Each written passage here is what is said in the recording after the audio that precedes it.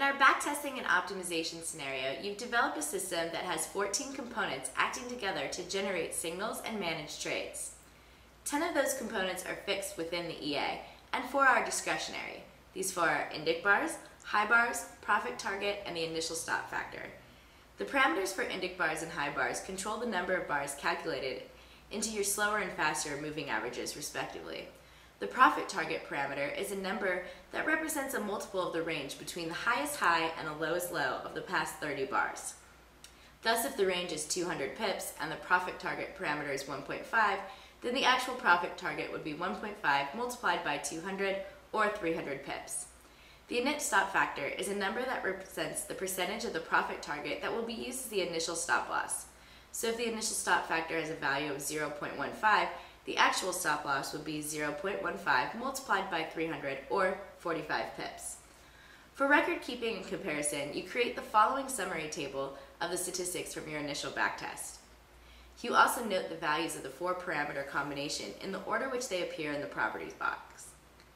Since your entry is controlled by the crossing of the 2 moving averages, you decided to optimize those values first, as discussed in the second part of Article 4. After setting up the parameters to be optimized, you press the Start button. When the optimization is finished, you open the Optimization Results tab and you'll see the following table. First, you're going to select an optimization pass for analysis. Each column in the table can be sorted in ascending or descending order. Since you're optimizing for maximum profit, you click on the word profit at the top of the column, which is circled in blue, so that the arrow to the right of the label points down. This is placing the profit in order from highest to lowest. Although you're optimizing for maximum profit, you must also consider the profit factor, which is circled in green, and the drawdown percent, which is circled in red. As you'll see later, you'll want to strike a balance amongst these factors. So sorted by profit, the results of past 48 look good. At a net profit of $744.93, your system has doubled the previous profit potential.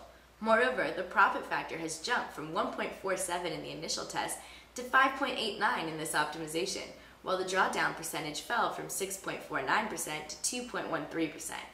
In the inputs column, in the purple rectangle, you notice that the optimized parameters for this pass are indic bars is 3 and high bars at 17. This means that your faster moving average is 17 and your slower moving average is 3 times that value, or 51. All things considered, past 48 appears to be a good candidate, so you select it for a more thorough analysis. Next, you'll want to examine the results of the selected pass. To view the results of past 48, double-click that row in the table or right-click anywhere in that row and select Set Input Parameters from the menu in the pop-up box. This automatically transcribes all of the input values to the EA and opens the Strategy Tester window. After making sure that the optimization box is unchecked, then you press Start. The Strategy Tester then runs a backtest using the parameters from your selected optimization pass. When the test is complete, you take a look at the equity curve in the Graph tab. You find the equity curve acceptable, but you're concerned about the drawdown at the very beginning of the graph. You want to find out more about the drawdown and about the other factors that form this equity curve, so you click on the Report tab to bring up the statistical information for this backtest. As you examine the statistics, you record them in your summary table for comparison. It's evident from your summary of the statistical data that the optimized parameters point to a more efficient system. However, you're still concerned about the absolute drawdown and the fact that the average loss is still greater than the average win, if not by much. So you decide to see what influence changing the profit target and the initial stop loss values would have on the system. To do so, you're going to return to the Settings tab and open up the Expert Properties box. There you're going to uncheck indic bars and high bars and check the take profit and initial stop loss parameters, filling in the start, step, and stop values. After inputting the values, you close the property box. Make sure that the optimization box is checked and press the Strategy Tester Start button, after which you're going to obtain the following results. You find that although Pass 2 presents a greater profit than in the previous optimization, the profit factor is lower and the drawdown percentage is higher.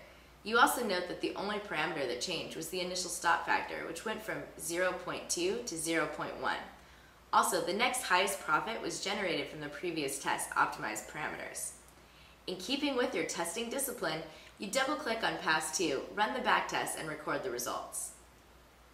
When you consider the equity curve, the two drawdown areas in the red jar you a bit. So you turn to the Report tab for analysis and so that you can record the relevant stats. It appears that changing the value of the initial stop loss has both positive and negative consequences. The positive consequences are that the net profit and expectancy are higher and the average win is now more than twice the average loss. The negatives are a reduction in profit factor and win percentage, an increase in absolute drawdown and relative drawdown percent, and a reduction in the maximum consecutive wins. Based on these results, you decide to leave the initial stop factor where it is and see what effects changing the other three parameters would have. So once again, you're going to go back to the Settings tab and open up the Expert Properties box. There you're going to uncheck the initial stop loss and check the indic bars, high bars, and take profit parameters. Then you put in the start, stop, and step values. They've already been set, so close the property box. Make sure that the optimization box is checked and press the Strategy Tester Start button. This optimization generates the following results. As you're perusing the profit factor, and drawdown figures, the stats in Past 63 catch your eye. The profit is quite a bit higher than the previous runs, and the profit factor and drawdown are within acceptable limits. Therefore, you double-click on Past 68, run the backtest, and record the results. You find that this equity curve shows the system waiting for the trend to provide large gains while maintaining a relatively level graph consisting of small wins and losses between the larger wins. Now you go to the Report tab for analysis and recording of the data. As stated at the beginning of this article, your system consists of 14 components acting together to generate signals and manage trades. 10 of those components are fixed within the EA, and the 4 you've been optimizing and testing are discretionary. So therefore you're not in danger of over-optimizing and curve fitting your system. Your job now is to decide which of the optimized parameters best fits your needs as a trader, and that's something only that you can do. Article 6 in this series will focus on calibrating your system to your broker's live data and recalibrating a limited number of parameters such as profit targets and stop losses during the life of the system. So stay tuned because we have more coming for you.